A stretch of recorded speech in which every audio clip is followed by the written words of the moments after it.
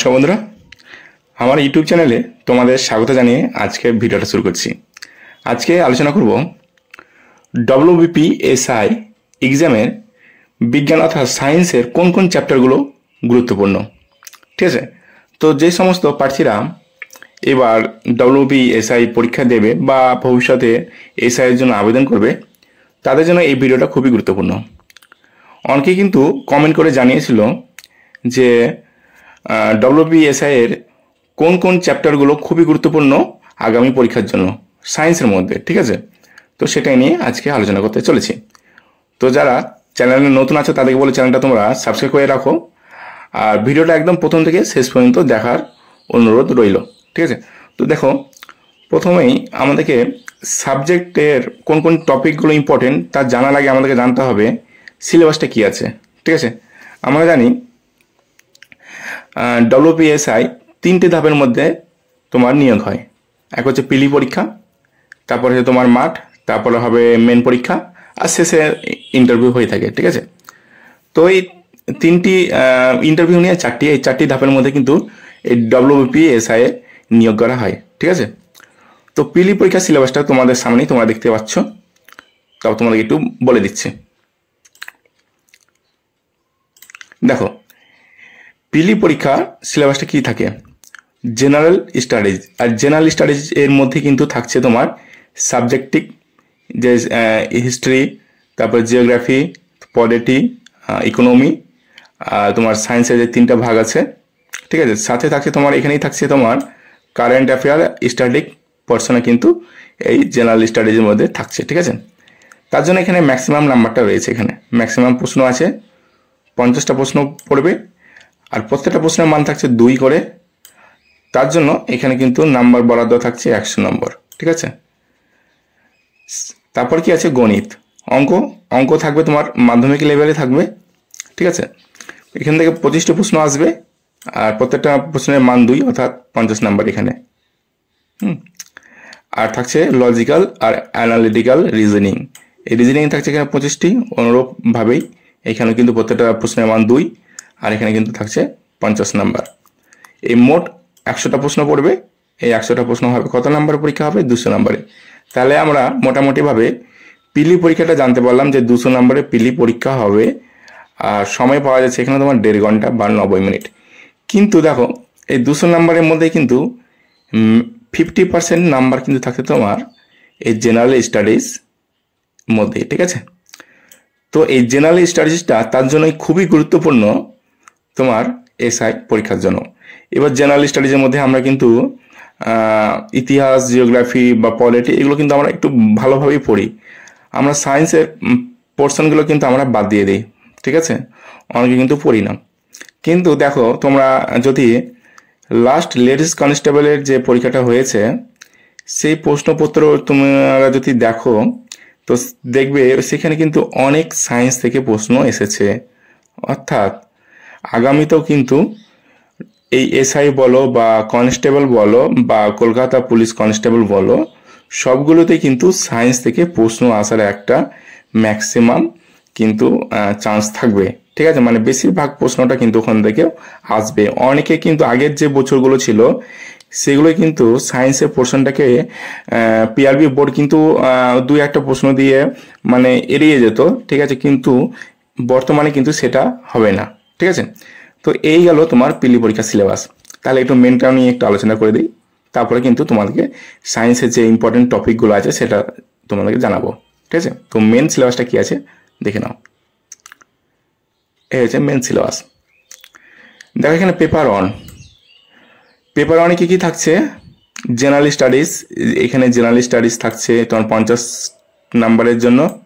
ঠিক আছে, আর এখানে থাকছে অঙ্ক থাকছে তোমার এখানে 25 নাম্বারের, আর লজিক্যাল আর অ্যানালিটিক্যাল রিজনিং থাকছে এখানে 25 নাম্বারে। অর্থাৎ এখানে 100 নাম্বারে কিন্তু পরীক্ষা হচ্ছে। কত নাম্বারে, এই 100 নাম্বারে। সময় হচ্ছে এখানে কিন্তু 2 ঘন্টা সময় পাচ্ছে। এটা কিন্তু পেপার 1-এর জন্য। ঠিক আছে, তো পেপার 1টা তো কিন্তু তোমার জেনারেল স্টাডিজটা কিন্তু এখানে ম্যাক্সিমাম নাম্বার অর্থাৎ 50 নাম্বারের এখানে কিন্তু আছে। দেখো, ঠিক আছে, তার মানে এসআই পরীক্ষাতে জেনারেল স্টাডিজ যে ভালোভাবে পড়ে যাবে সে কিন্তু এখানে কিন্তু ভালো একটা নাম্বার আনতে পারবে, আর মেরিট লিস্টে কিন্তু নাম আসার একদম চান্স থাকবে, ঠিক আছে, এই জেনারেল স্টাডিজ যারা ভালোভাবে রপ্ত করতে পারবে। পেপার 2 কি থাকবে? পেপার 2 থাকছে ইংরেজি। ইংরেজি থাকছে কত নাম্বারের? ইংরেজি থাকছে তোমার 50 নাম্বারের। আমি ডিটেলস সিলেবাসটা এখানে বলছি না, ডিটেলস সিলেবাস আমার অন্য একটা ভিডিওতে বলা রয়েছে, ডেসক্রিপশনের লিঙ্কটা দিয়ে দেবো, সেখান থেকে তোমরা কিন্তু WPSI এর ফুল একদম যে ডিটেলস সিলেবাসটা ব্যাখ্যা করেছে সেটা কিন্তু তোমরা দেখতে পাবে, ঠিক আছে, লিঙ্কটা নিচে দিয়ে দেবো আমি। পেপার 3-তে কী থাকছে? পেপার 3-তে থাকছে দেখো ল্যাঙ্গুয়েজ, ঠিক আছে, আমরা যেহেতু বাঙালি, যারা বাংলা আর কি জানো, তো তারা কিন্তু বাংলা দিয়ে পরীক্ষাটা দেবে আর কি। তাদের ক্ষেত্রে দেখো কিন্তু 50 নম্বরের এই বাংলা থেকে কিন্তু প্রশ্ন আসে। বাংলা কীভাবে প্রশ্ন আসে দেখো তোমরা, মানে মাধ্যমিক লেভেল বা উচ্চ মাধ্যমিক লেভেলে আমরা সাধারণত খুব লিখেছি, প্যারাগ্রাফ লিখেছি, তো রিপোর্ট রাইটিং এই সবই কিন্তু আসে, ঠিক আছে। বাংলা আর ইংরেজি মোটামুটি একই টাইপেরই কিন্তু সিলেবাসটা। এখানে কিন্তু মোট দেখো এখানে এই পোর্শনে কিন্তু 100 নম্বরের ছিল, আর এই 50 নম্বরের জন্য কিন্তু সময় দেখো 1 ঘন্টা, আর এই বাংলা 50 নম্বরের জন্য সময় 1 ঘন্টা, ঠিক আছে। তো এই 100 নম্বর আর এই হচ্ছে 100 নম্বর, এই হচ্ছে মোট হচ্ছে মেন পরীক্ষাতে 200 নম্বরে। আর 200 নম্বরে এখানে টোটাল টাইম এখানে 2 ঘন্টা, আর এখানে 1 ঘন্টা 1 ঘন্টা করে 2 ঘন্টা, অর্থাৎ এখানে 4 ঘন্টা তোমরা সময় পাবে মেন পরীক্ষায়, ঠিক আছে। তো এই চলে গেল সিলেবাস। এবার আমি মেন টপিক আজকে যেটা জন্য ভিডিওটা বানিয়েছি সেটা নিয়ে আমি আজকে বলছি। এবার দেখো বিজ্ঞানের গুরুত্বপূর্ণ টপিক। তো বিজ্ঞানের গুরুত্বপূর্ণ টপিক বলতে তিনটে বিজ্ঞান আমরা জানি, ছোটবেলা থেকে জানি আমরা। এক হচ্ছে ফিজিক্স, কেমিস্ট্রি অ্যান্ড বায়োলজি, ঠিক আছে। তো ফিজিক্সের মধ্যে কী কী আছে? ফিজিক্স বলতে হচ্ছে ভৌত বিজ্ঞান। ফিজিক্সের মধ্যে দেখো প্রথমেই পাবে তোমরা গতি। এই গতি বা মোশন, ইংরেজিতে মোশন বলে, এখানে কিন্তু 2 থেকে 3টি প্রশ্ন খুবই গুরুত্বপূর্ণ, ঠিক আছে। মানে দেখো এখানে সায়েন্সের পার্টগুলো হচ্ছে খুবই একদম মানে ইকুয়াল পড়তে হবে, একদম প্রথম লাইন থেকে একদম শেষ লাইন পর্যন্ত পড়তে হবে সেরকম না, ঠিক আছে। যেগুলো প্রিভিয়াস ইয়ারে দেখবে যে ইম্পর্টেন্ট কোশ্চেনগুলো এসেছে সেগুলো কিন্তু ভালোভাবে করতে হবে, ঠিক আছে। প্রিভিয়াস ইয়ার প্রশ্নও কিন্তু তোমাদের সবাইকে করতে হবে, ঠিক আছে। তো যে কোনো একটা প্রিভিয়াস ইয়ার কোশ্চেন একটা বুক নিয়ে নেবা, অনলাইন থেকে পেয়ে যাবে বা PDF ডাউনলোড করে নেবে, ঠিক আছে। দেখো গতি হয়ে গেল 1 নম্বরে। তারপরে হচ্ছে 2 নম্বরে হচ্ছে বল, ফোর্স ও গতি সূত্র, অর্থাৎ নিউটনের যে 3টি সূত্র রয়েছে সেই 3টি সূত্র কিন্তু ভালোভাবে পড়ে যেতে হবে, ঠিক আছে। ল অফ ইনার্সিয়া যেটা বলা হয়, ঠিক আছে। তারপরে জাড্ডা সূত্র, এগুলো কিন্তু তোমাকে পড়ে যেতে হবে। তারপরে সাউন্ড থেকে কিন্তু 2 থেকে 3টে প্রশ্ন খুবই গুরুত্বপূর্ণ। আলো, লাইট চ্যাপ্টার, এই লাইট চ্যাপ্টার থেকে কিন্তু WBতে প্রশ্ন এসে থাকে, ঠিক আছে। লাইট চ্যাপ্টার থেকে কিন্তু প্রশ্ন এসে থাকে। তারপরে তাপমাত্রা, এখানে যে ইউনিটগুলো রয়েছে তাপমাত্রা, সেই ইউনিটগুলো কিন্তু দেখে যেতে হবে। ইউনিট বলতে তোমার SI একক কি, CGS পদ্ধতিতে একক কি, সেগুলো কথা বলছি আমি, ঠিক আছে। প্রত্যেকটার ক্ষেত্রে বলের বলো, তোমার গতির বলো, সবগুলোর কিন্তু তোমার ইউনিট পেয়ে যাবে। তারপরে হচ্ছে এখানে চুম্বকত্ব, এখান থেকেও 2টি কোশ্চেন খুব গুরুত্বপূর্ণ থাকবে। আর বিদ্যুৎ, ইলেকট্রিসিটি, এখানে কিন্তু ইউনিটগুলো থাকে, সেই ইউনিটগুলো খুবই গুরুত্বপূর্ণ, ঠিক আছে। তো ভৌত বিজ্ঞানে দেখো এই 3 4 7খানা কিন্তু টপিক খুবই গুরুত্বপূর্ণ ভৌত বিজ্ঞানের ক্ষেত্রে। তারপরে চলে যাই কেমিস্ট্রির ক্ষেত্রে। কেমিস্ট্রি প্রথমে পাবে পদার্থ, স্টেট অফ ম্যাটার, এখানে 2টো প্রশ্ন মোটামুটি 2 নম্বরে কিন্তু নাম্বার আসতে পারে আর কি, ঠিক আছে। 2 নম্বরে দেখো কি আছে? অ্যাসিড, তারপরে বেস অর্থাৎ ক্ষার, আর সল্ট লবণ, ঠিক আছে। 3 নম্বরে আছে রাসায়নিক বিক্রিয়া ও সমীকরণ, অর্থাৎ chemical reaction and equation. Chemical reaction and ইকুয়েশনগুলো দেখতে হবে। যাদের তোমার সায়েন্সের বই তোমরা মোটামুটি আমরা যে সায়েন্সের বইগুলো পড়েছিলাম মাধ্যমিক লেভেলে, সেই বইগুলো যদি কারোর কাছে থাকে সেই বই থেকেও কিন্তু এগুলো পড়া যাবে,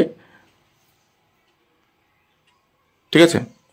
সেই বই থেকে কিন্তু এগুলো পড়া যাবে, কিন্তু কারো কাছে যদি WBCS ম্যানুয়াল থাকে তবে সব থেকে ভালো। সেই WBCS ম্যানুয়ালে একদম যেটুকুন দরকার সেটুকুনি কিন্তু দেওয়া রয়েছে। তো WBCS ম্যানুয়ালটা আমি তোমাদেরকে বলছি, যদি কারো কাছে থাকে তো খুবই ভালো, ঠিক আছে। তারপর পরিবেশ ও রসায়ন থেকে কি আছে দেখো, এখানে 2 নম্বর প্রশ্ন আসতে পারে, ঠিক আছে, 2 নম্বরের প্রশ্ন আসতে পারে। তারপরে ধাতু ও অধাতু, মেটাল অ্যান্ড নন মেটাল। এই মেটাল অ্যান্ড নন মেটালের মধ্যে তোমার মেটাল ওরগুলো রয়েছে, সেগুলো খুবই ইম্পর্টেন্ট। মেটাল ওর বলতে লোহার আকরিকের নাম কি, ঠিক আছে, তামার আকরিকের নাম কি, এগুলো। তারপরে ধাতুর বিভিন্ন রকম নরম ধাতু, তারপরে কোন ধাতুতে ইলেকট্রিসিটি বেশি যায়, এরকম যে ধাতু রিলেটেড প্রশ্নগুলো থাকে। তারপরে তোমার মিশ্রণ ধাতু থাকে যেগুলো, ঠিক আছে, মিশ্রণ বলতে সংকর ধাতু যেগুলো আছে সেগুলোর কিন্তু পড়ে যেতে হবে ধাতু অধাতুর মধ্যে।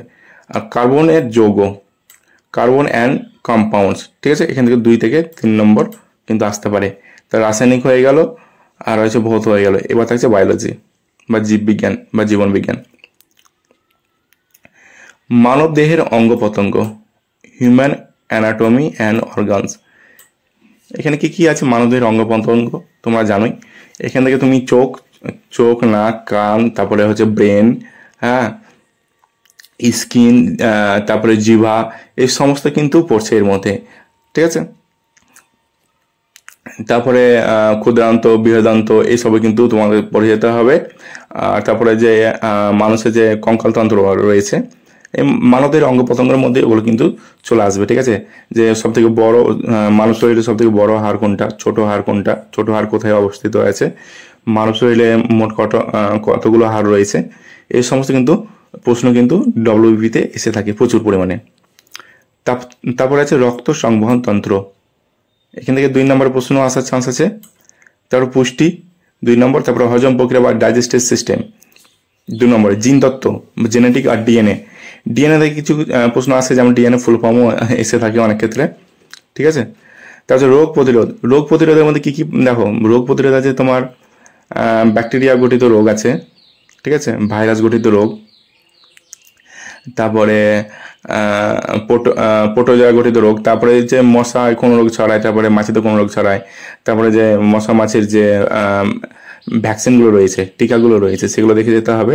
আর সাথে কি আবিষ্কার করেছে সেগুলো কিন্তু এই রোগ প্রতিরোধ চ্যাপ্টারের মধ্যে পড়ে থাকবে, ঠিক আছে। আচ্ছা, শেষে আছে পরিবেশ ও বাস্তুতন্ত্র, ইকোলজি আর ইকোসিস্টেম, এখান থেকে কিন্তু 2 নম্বর আসবে। আরও আছে দেখো, আছে ব্লাড চ্যাপ্টারটা খুবই ইম্পর্টেন্ট, ঠিক আছে, ব্লাডের ভাগগুলো রয়েছে। তারপরে তোমার আছে ভিটামিন, এই ভিটামিন চ্যাপ্টারগুলো খুব ইম্পর্টেন্ট। যেমন ভিটামিন ডি এর ফলে কি রোগ হয়, ঠিক আছে, বা ভিটামিন সি এর রাসায়নিক নাম কি, হ্যাঁ, তারপর দুধে কোন ভিটামিন থাকে না, ঠিক আছে, তারপরে তোমার জলে দ্রবীভূত ভিটামিন কোনগুলো, এই সমস্ত কিন্তু ভিটামিন চ্যাপ্টার থেকে প্রশ্ন এসে থাকে। তো এই 3টি বিষয় থেকে কিন্তু আমি ইম্পর্টেন্ট টপিকগুলো বলে দিলাম। এরপরে যদি কারো কোনো রকম অসুবিধা হয় তো নিচে কমেন্ট করে জানাবে। আর ভিডিওটি ভালো লাগলে অবশ্যই লাইক করবে। আর যারা WPSI এর একদম ফুল সিলেবাস ডিটেল জানতে চাও, তাদের জন্য আমি লিঙ্কটা দিয়ে দেবো ডেসক্রিপশনে, সেখান থেকে তোমরা কিন্তু ডাইরেক্ট ক্লিক করে দেখতে পারবে। আর এই পিডিএফটি ডাউনলোড করার জন্য লিঙ্ক থাকবে নিচে, সেখান থেকেও কিন্তু তোমরা ডাউনলোড করতে পারবে। তো যারা ভিডিওটা দেখছিলে তাদেরকে অসংখ্য ধন্যবাদ জানিয়ে আজকে ভিডিওটা শেষ করছি।